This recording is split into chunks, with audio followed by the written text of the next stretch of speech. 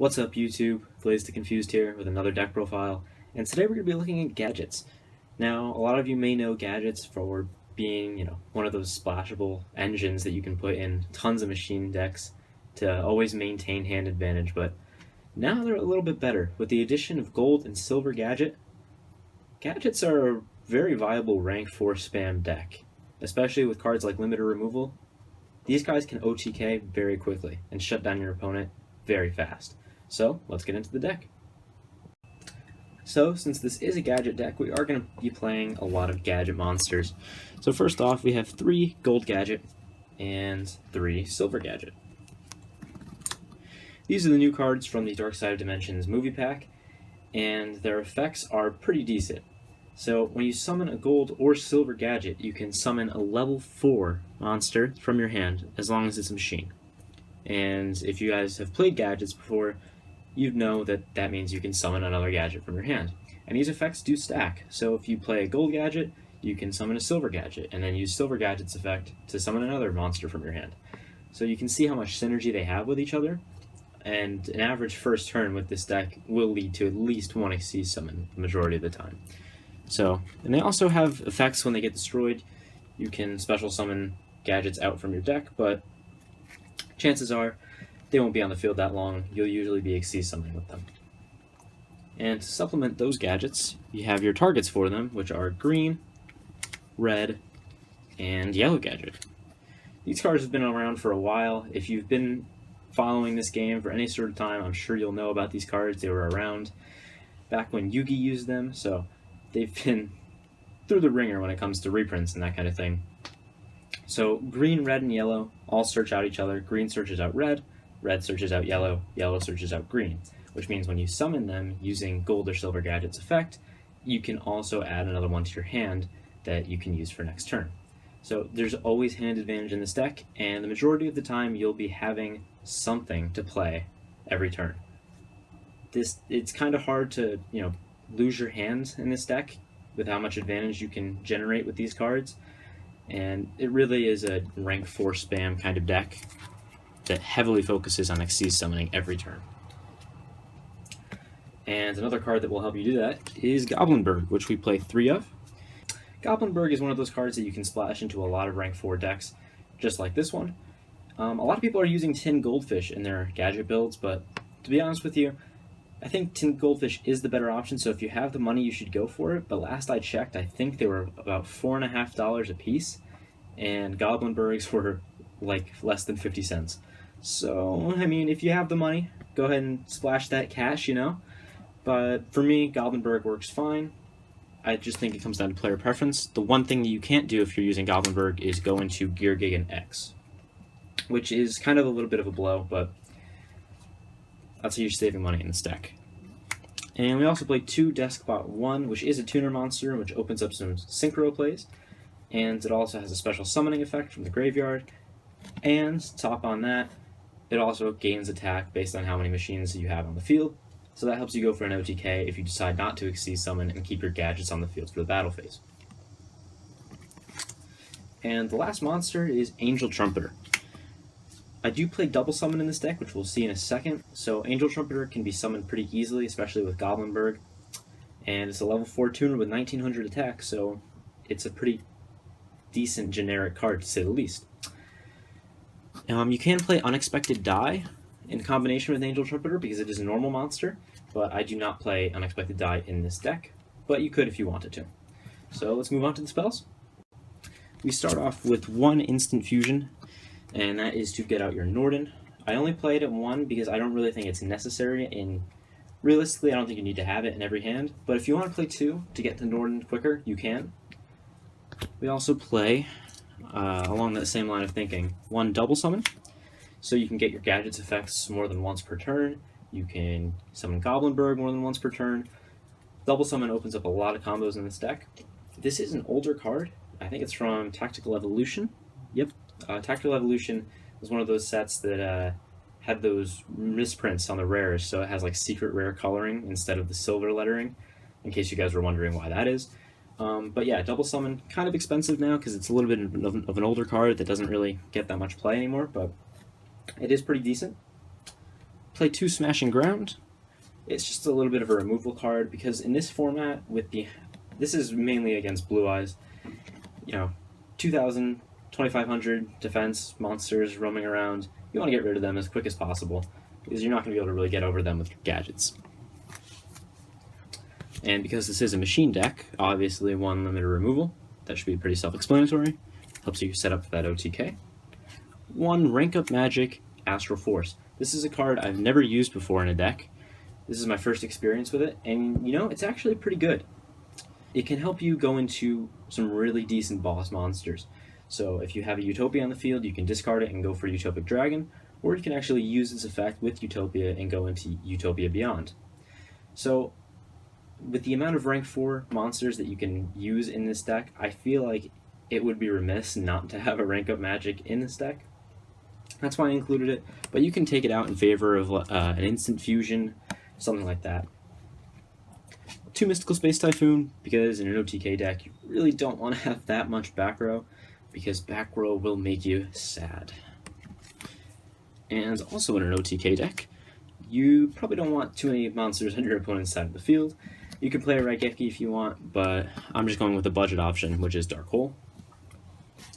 1 Soul Charge in that non-rarity horror common print because I'm a peasant. Helps you go for your rank 4 plays, and 1 for 1 to get your Deskbot 1 out quicker, and maybe set up your graveyard for some Call to Haunted shenanigans. That's it for spells, so we'll go on to traps. Now, if you've never played a rank 4 spam deck, you probably won't understand why I'm playing 1 Bottomless Trap Hole, 2 Time Space Trap Holes, and 2 Traptrix Trap Hole Nightmare. And that is because Traptrix Rafflesia is a thing. So, Bottomless Trap Hole is a good card in any deck. All of these cards are good cards in any deck. But with Traptrix Rafflesia, these cards become way more viable. Bottomless, always good. Time Space is amazing against pendulums because it sends them all right back. Traptrix Trap Hole Nightmare, also very good in this format because of the amount of effect monsters.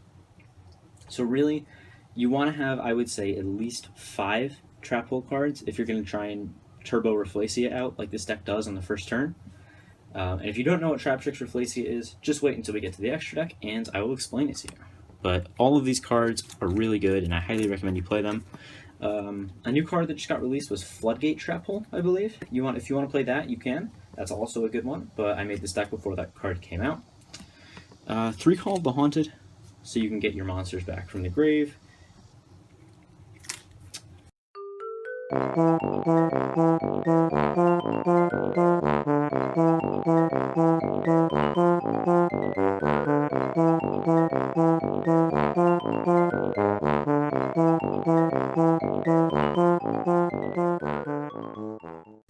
And last but not least, because once again, I'm a peasant when it comes to Yu-Gi-Oh! Budget players unite.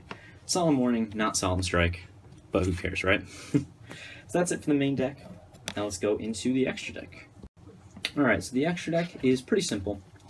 First off, obviously we're playing Norden since we're playing Instant Fusion. Norden is a level 4 himself, and he'll also summon a level 4 from the grave, so you can get your gadget's effects, or if you don't have any gadgets in your hand, you can just go for a rank 4 from there.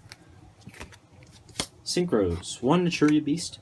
Your Deskbot and your gadgets are all Earth type, and Naturia Beast is, in my opinion, still the best level 5 synchro and one of the best synchros to ever be released. It's probably my favorite synchro card in general, just because of how much it can shut down those spell-heavy decks with very minimal cost, really.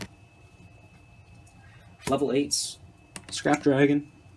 Scrap Dragon's pretty good. I've always liked Scrap Dragon when it comes to other level 8 synchros. And I do play 1 Red Dragon Archfiend, but my SCARLIGHT Red Dragon Archfiend is on the way. Thank you, Megatins, for dropping that card from $20 to about $4. So don't play Red Dragon Archfiend. Splash the cash a little bit. Invest the $4 into SCARLIGHT Red Dragon Archfiend, and you will not regret it, I promise you that. If you are a budget player, you'll understand. Mist Wurm instead of Trishula for your level 9 synchro.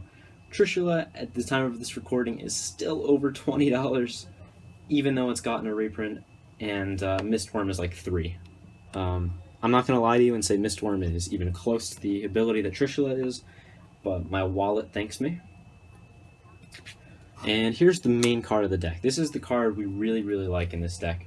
It's Traptrix Rafflesia. What Rafflesia can do, it has 2500 defense, which is pretty good in general, but it also has the effect that it's unaffected by trap cards, also a good thing, and to top it all off, when your opponent plays a card that you have a trap hole card in your deck that can respond to it, you can activate Traptrix Rafflesia's effect, detach an Xyz material, and activate that trap card from your deck, basically, and send it to the graveyard.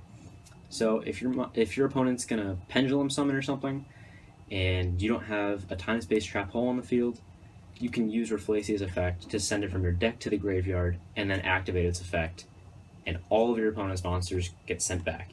Rafflesia is an incredible turn 1 play, and that's pretty much the reason why I like going first in this deck.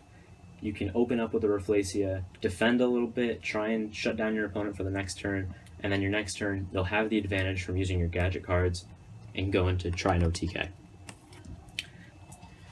We also play 1 Utopia, and because we are playing rank up magics in this deck, 1 Utopia Beyond and 1 Utopic Dragon.